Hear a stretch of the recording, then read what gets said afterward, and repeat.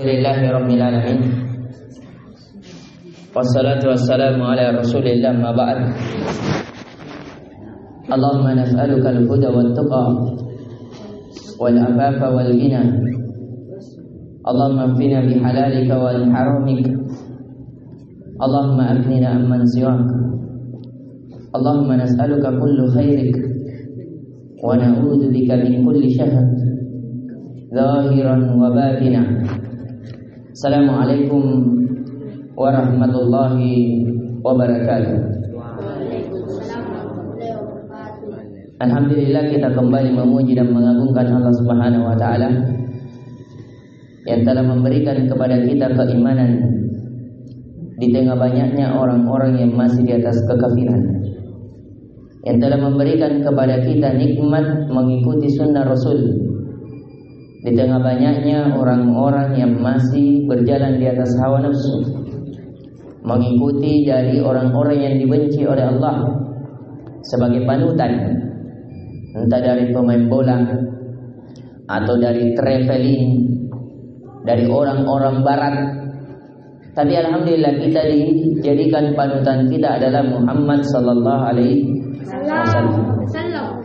Kita diberikan keamanan, bisa berjalan ke sana kemari. Berbeda saudara kita di Gaza, berbeda saudara kita di Palestina, berbeda saudara kita di Suriah.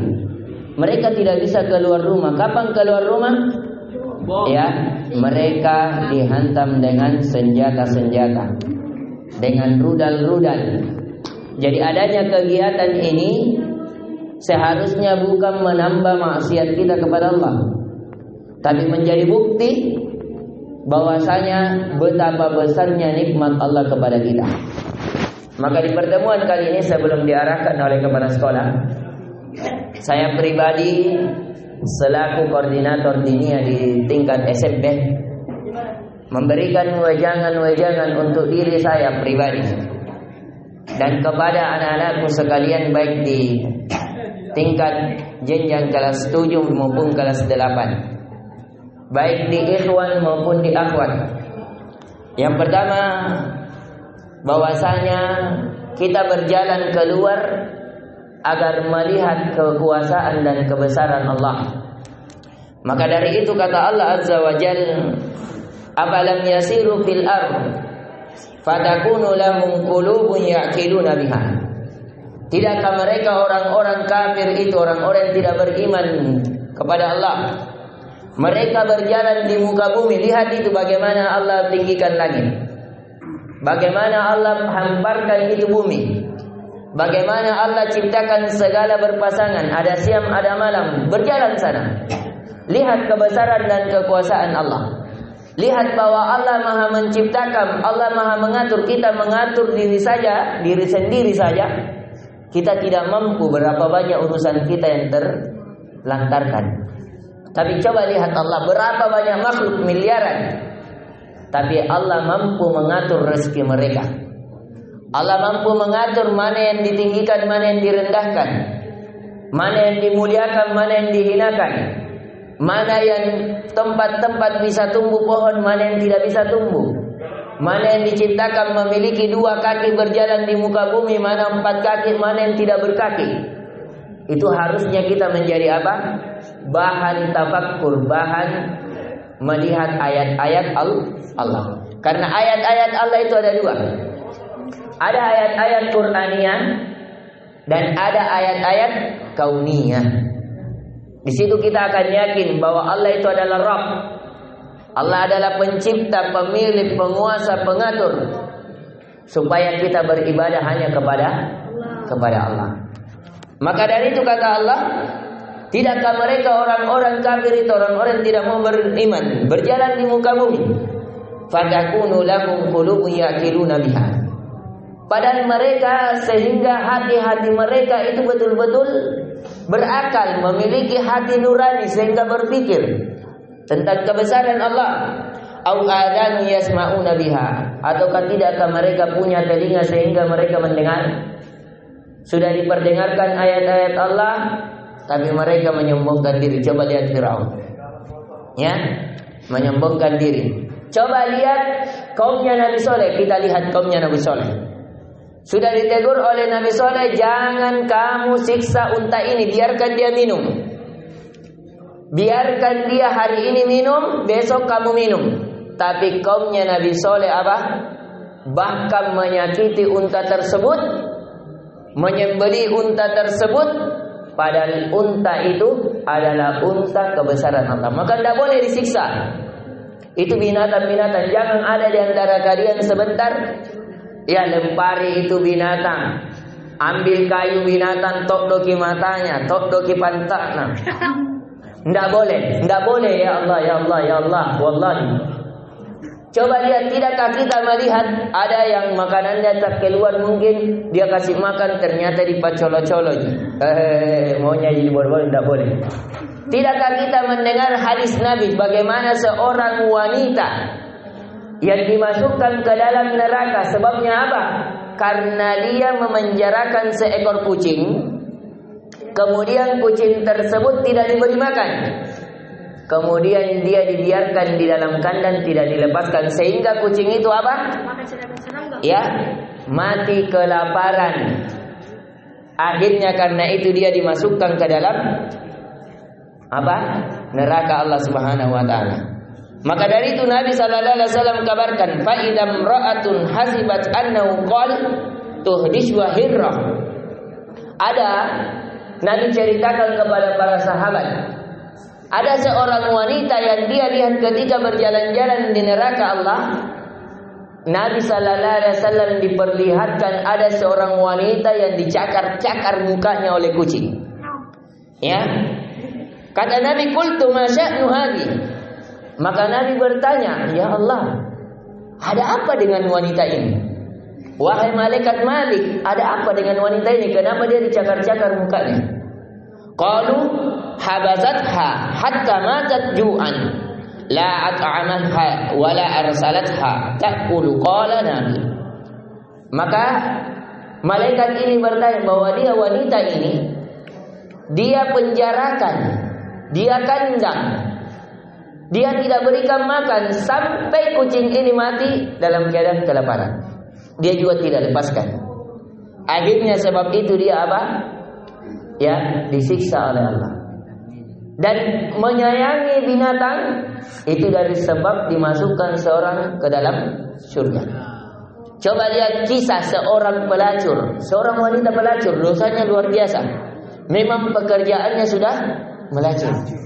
Tapi pada suatu hari Nabi sallallahu alaihi wasallam menceritakan, kata Nabi sallallahu alaihi wasallam, hadisnya dalam diriwayatkan Abu Hurairah, annam ra'atun baqiyan ra'at kalban, bahwasanya ada seorang wanita pelacur yang melihat seekor anjing fi yaumi harrin yudifu bi'r, pada hari yang sangat panas. Jadi dia pergi di hari yang sangat panas, dia pergi ke sumur minum. Ketika naik di atas sumur, ternyata dia naik, ada seekor anjing kepanasan, kehausan, menjulurkan lidahnya terus-menerus menunjukkan apa? Kehausan. Begitu.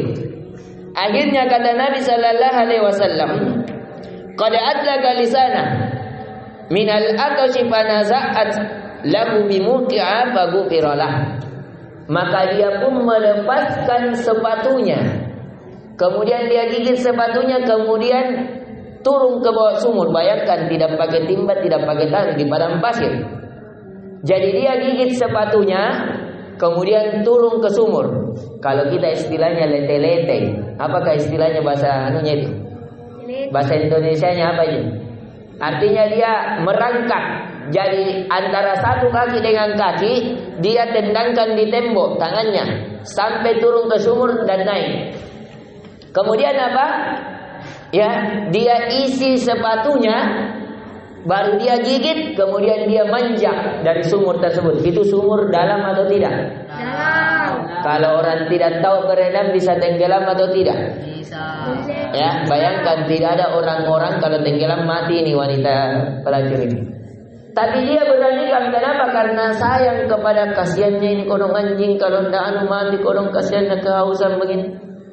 Tapi dia beranikan dirinya turun. Ambilkan air itu anjing, minumkan air itu anjing. Coba lihat, air berapa sih harganya? Apalagi dia tidak berikan anjing air tersebut dari tempat yang mewah, hanya dari bekas sepatu. Tapi disebabkan itu Allah faghfirolah, akhirnya dosanya diampuni. Pelajaran bisa dipetik bahwasanya menyiksa binatang sebab murka Allah dan seseorang dimasukkan ke dalam neraka. Sedangkan menyayangi binatang adalah sebab seseorang diridhoi oleh Allah, cintai oleh Allah, diampuni dosanya dan dimasukkan ke dalam surga. Yang kedua, bahwa menyiksa binatang sebab azab Allah, sebagaimana kaum Nabi Soleh tadi. Diganggu binatang, disakiti binatang, akhirnya itu sebab Allah turunkan guntur. Bayangkan, langsung ada suara yang keras guntur, ya. Kemudian apa? Ya, akhirnya tidak usah. Akhirnya apa? Allah siksa dia. Jadi inti pelajarannya di situ ya, yang saya mau tekankan.